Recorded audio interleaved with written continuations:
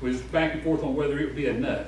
And you raised the issue of paving it, what it's gonna cost. And so there were some grants out there that we looked into to pay for that cost to keep it off the city. That's correct. So there has been a parking issue raised beforehand. The whole street being name changed and everything, but we're to this point now, and now you're asking for project plans. Is the state auditors going to be happy with it? This is what we said when the auditors roll through on this grant money gets passed through the city. There has to be something in place. And the attorney will vouch for that we just can't go off of it.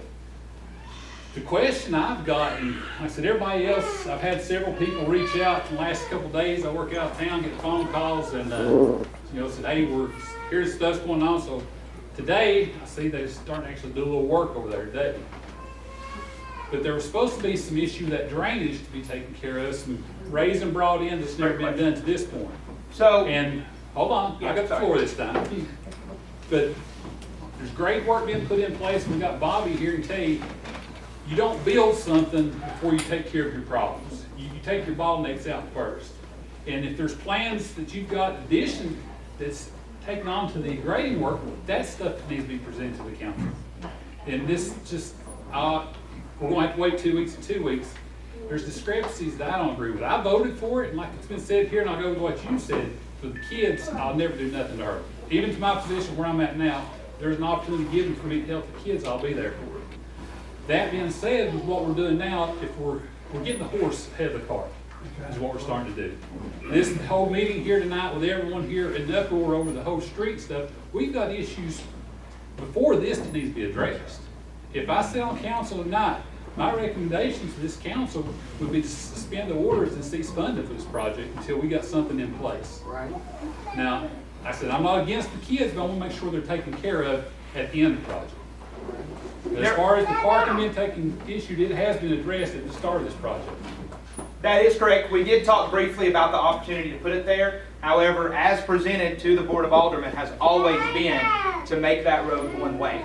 That was always the finalized plan that was presented. I've got several aldermen that can testify to that. Brandon, it's a verbal plan, though. That's the problem. I think the issue at hand here. There needs to be something in writing given out as far as what steps. We're more than willing to give that. You brought up a drainage issue. We've got that handled. So we've worked with an engineering firm. Initially, we had a local firm that was doing some of our stuff. This kind of exceeded their scope of work. There is some drainage in that far corner that we're working on putting in a French drain for. That's going to go on simultaneously with the construction of the playground.